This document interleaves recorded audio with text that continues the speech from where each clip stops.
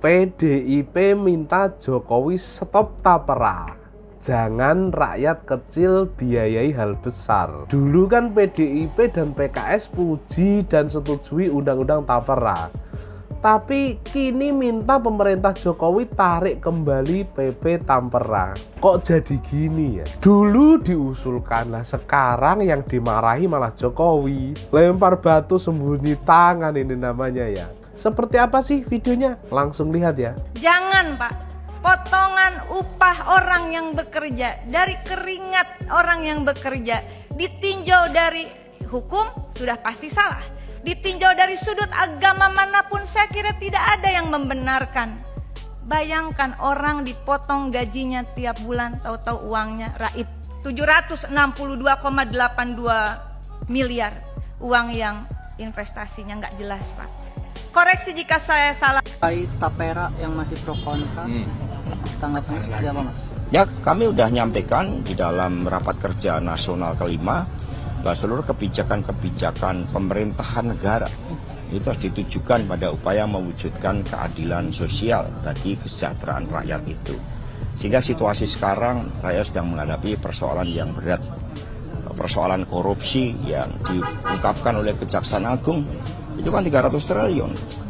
Jadi seharusnya pemerintah menempuh langkah-langkah pemberantasan korupsi, mengatasi kebocoran-kebocoran anggaran, dan kemudian baru menjalankan suatu kebijakan untuk rakyat. Sehingga hal tersebut ya sebaiknya tidak diterapkan. Bahasan RUU tersebut ya, sewaktu Undang-Undang Tapera ini masih menjadi RUU, yang paling ngotot untuk RUU tersebut disahkan adalah PDIP dan PKS. Dikutip dari laman resmi DPR RI, justru pemerintah yang resisten terhadap RUU ini saat itu ya.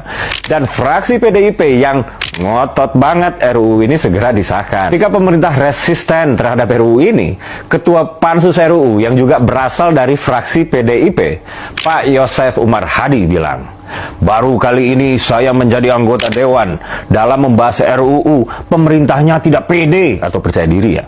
Ini suatu kemunduran, berarti pemerintah tidak berani ambil risiko, kata Bang Yosef. Wow. Lalu ketika undang-undang ini disahkan dan aturan pelaksananya juga sudah dibuat dalam bentuk PP ya, sebagai kewajiban pemerintah, kenapa PDIP kemudian mau muncul sebagai pahlawan kesiangan yang si paling peduli buruh? Kenapa sih Pak Jokowi itu selalu dikambing hitamkan dalam segala masalah?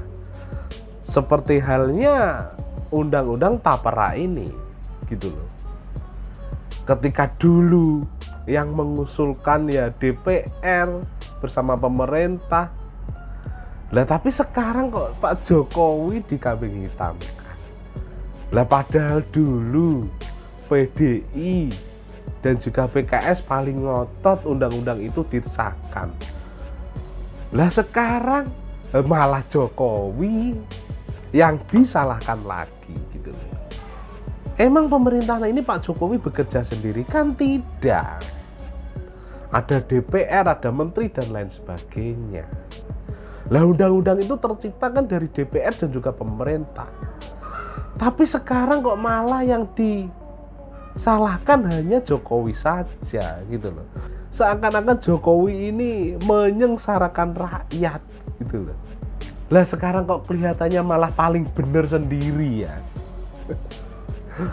Saya kira memang ini sebenarnya soalnya belum tersosialisasi dengan baik. Kan sebenarnya Tapera itu tabungan masyarakat untuk saling membantu dalam penyediaan rumah. Ada, kalau yang belum punya rumah itu ada KPR ya, rumah, ada KBR. Kalau dia punya tanah, dia bisa membangun, nanti mendapat pinjaman. Nah kalau yang punya rumah bisa menggunakan KRR namanya ya kredit renovasi rumah untuk membangun rumah. Jadi sebenarnya bisa. Nah yang tidak memerlukan itu, dananya itu adalah merupakan tabungan. Tabungan yang bisa nanti pada saatnya dikembalikan, diambil kembali. Jadi sebenarnya ini tabungan sebenarnya. Apa namanya itu, Tapera itu ya. Ini oleh karena itu kalau ini juga disosialisasi sebenarnya Saya kira itu dalam rangka kita bergotong royong di dalam bahasa agamanya namanya ta'awun, saling membantu. Dalam rangka kita saling bantu. Memang harus dijelaskan bagaimana bahwa mereka yang memerlukan rumah atau yang punya tanah bisa membangun atau yang mereka bisa dengan mudah untuk mengakses.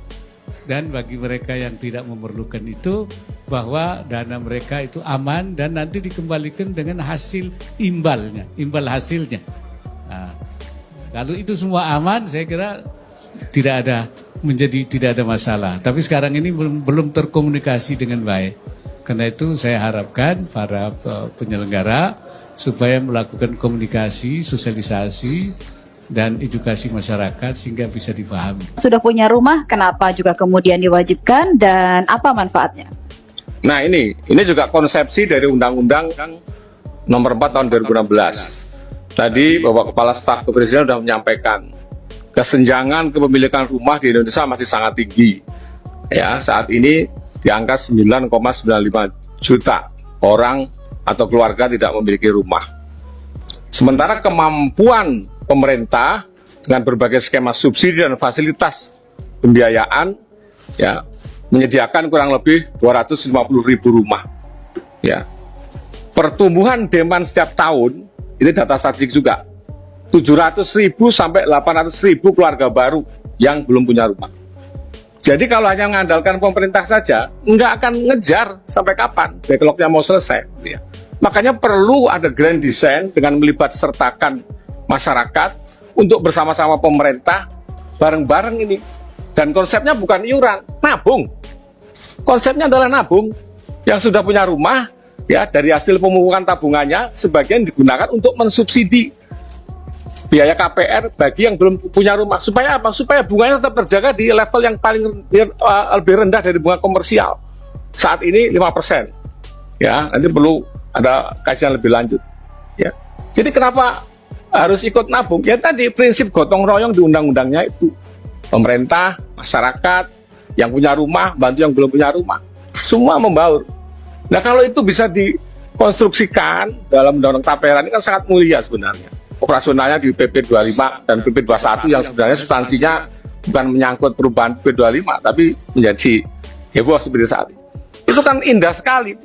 Maka leverage kemampuan gotong royong tadi antara masyarakat dan pemerintah untuk mendeliver output perumahan dalam rangka ngejar kesenjangan kepemilikan rumah tadi akan semakin bisa terkejar. Itu Mbak barangkali.